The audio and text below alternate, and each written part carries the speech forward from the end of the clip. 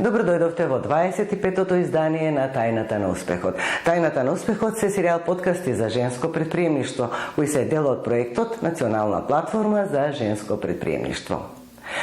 И во денешното издание на Тајната на успехот ви представуваме уште една успешна и храбра жена која може да биде инспирација за многумина. Незината бизнис приказна започнува пред 30 години. Отвара козметички салон, ги руши стереотипите за оваа дејност и продолжува понатаму. Таа смета дека човек може да постигне толку колку што ќе си постави задачи пред себе. Вие представуваме Сузана Наумовска.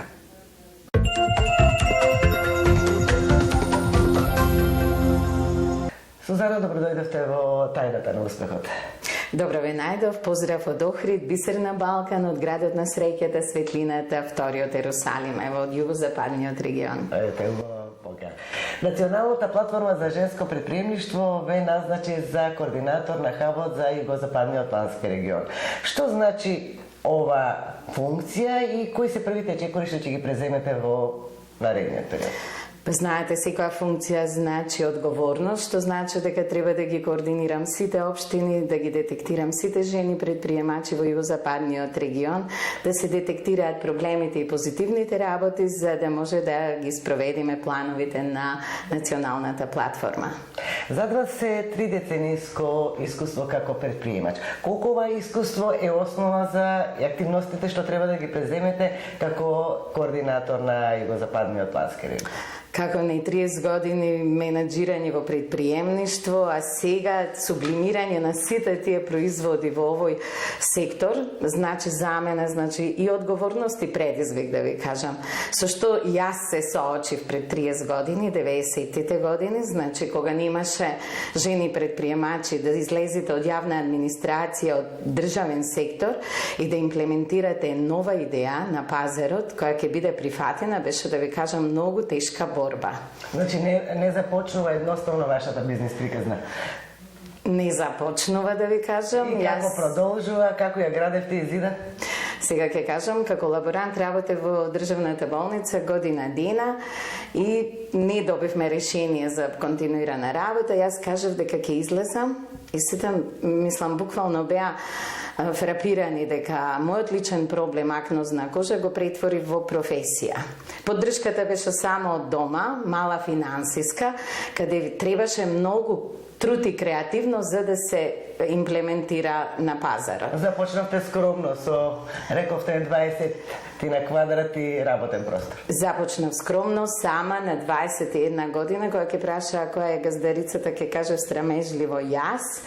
Тогаш ми се роди големата керка Зорица, само што се породив со девојчето, знаете, екзистенцијата секогаш била прашање во брачниот статус како да се преживее, така да мислам дека ми беше добра идеја, немаше во нашиот регион козметичко студио, така да почнав со тоа.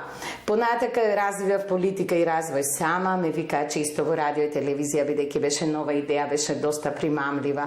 Имав чести прашања кои што дали ќе има само жени, пошто сега гледајќи го југозападниот регион има места каде што само жени влегуваат во салоните. Се уште е тој проблем присутен. Јас паралела ќе правам на моето предприемништво и сегашните проблематики, значи.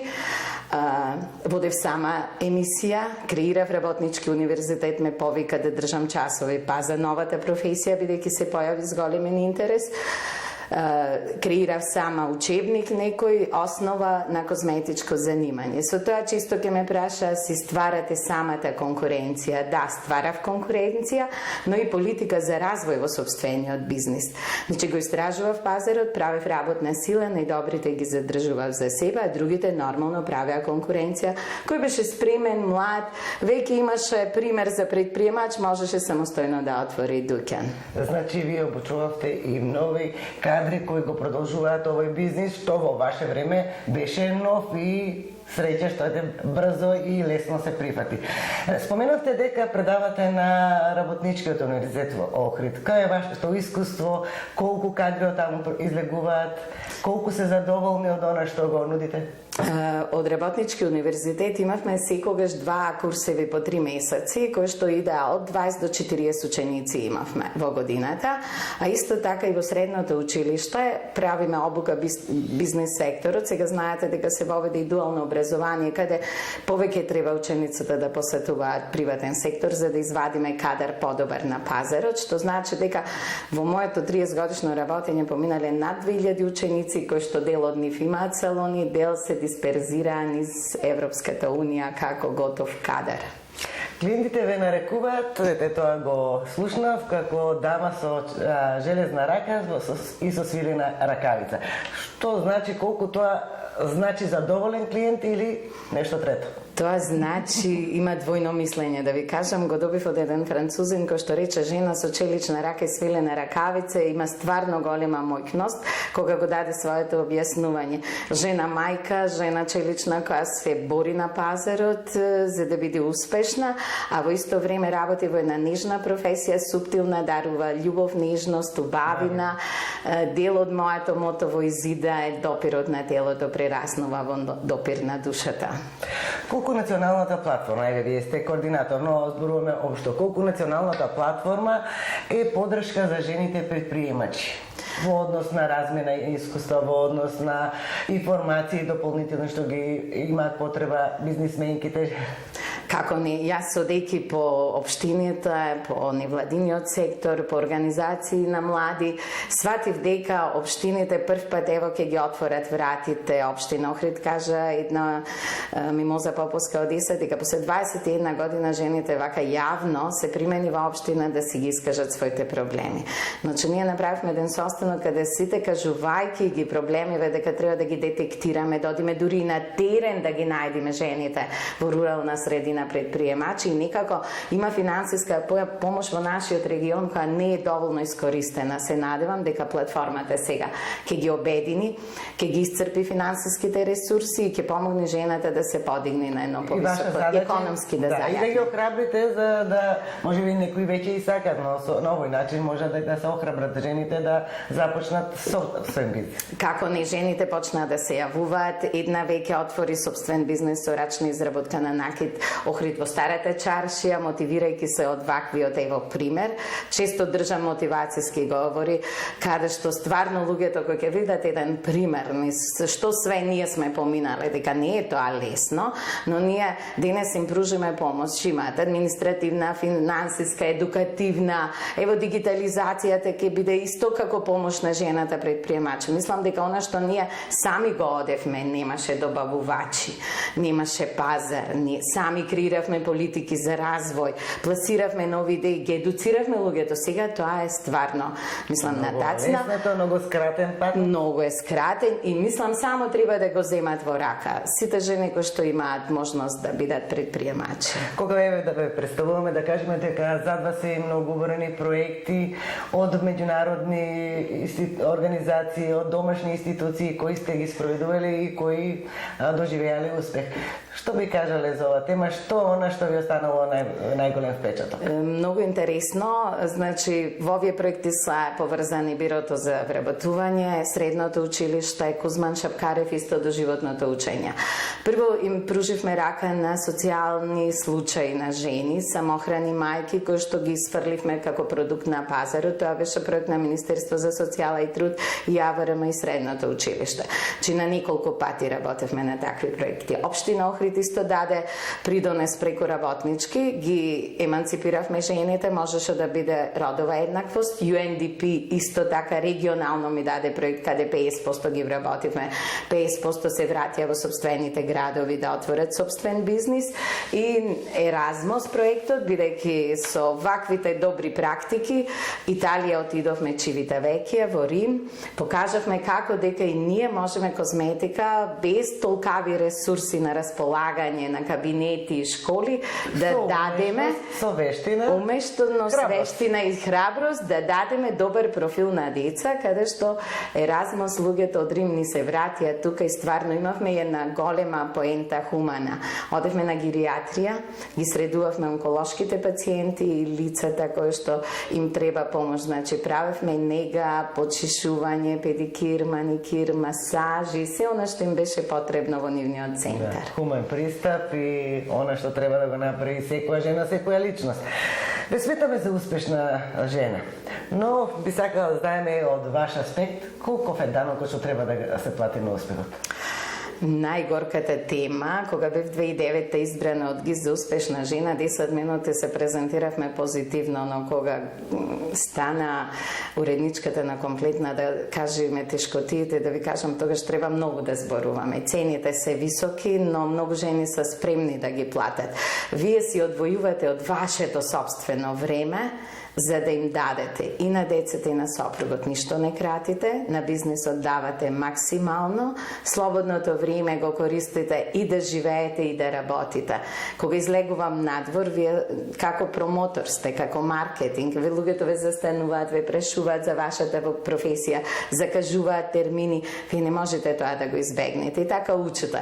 Додека кога се кај вас, си земате право да си напиете домашно вино, чаша со нив, значи домашна рака, некој домашен специјалитет да презентирате дури и на странците, бидејќи Охрид е сепак туристичко место. Значи ли тоа дека, еве, вие сте почувствувале со ваквиот начин, еве, известна доза на дискриминација, на стереотипи, кога станува збор за маж и жена предприемач? Да ви кажам, првите години жени повеќето доаѓа мажи како клиенти од надвор, странци. Потоа луѓето гледајќи ги дека тоа е нешто нормално, почна и нашите луѓе да ги користат услугите, али побрзо би ги искористиле надвор од нашата земја машките, така да денес со гордост можам да кажам 50% се веќе клиентите мажи и жени. Сите имаат еднаква потреба. Косметологијата е прерасна во една дисциплина на нега и хигиена, која влезе на голема врата. Велнесот и спа стана рехабилитација и потреба во туристичките центри, така да ние она што го направивме беше дека ја развивавме моќно и излеговме на туристичката понуда и со надвор работа. Направивме масажи во село со сено за рехабилитација. Селото кога виде, буквално им беше многу интересно, па не повика. Масажи на покрај брежјето Охридско, кој што беа со злато, со чоколадо, со охридска трска, камења. Дури имавме покана од Тиквишки регион, направивме вински терапии во тој регион, сакавме да го развиваме. Значи, палетата, понудата и зрелоста стана на едно повисоко ниво и тоа стана дел од анимација во туризмот. Доколку постои можност да се вратите 3 децении назад или барем 2,5 децении назад, што би порачале на младата Сузана да се скрати патот на успехот или не би минувале ништо? Не, тогаш, ако има вакви можности, одма би се приклучила на некое здружение, одма би ги зела сите можности за едукација и финанси за да станам предприемач. Јас често давам изјава и да пропадне овој бизнис, што не верувам ако обстанал 30 децении. Јас од нула би почнала нешто, би се пронашла во друг сегмент, можда и повторно би градила предприемништво. Сега да ме ставите, да ме прашате да работам негде кај јас повторно би од старт нова професија би почнала. Има ли кој да го наследи бизнисот, вештините?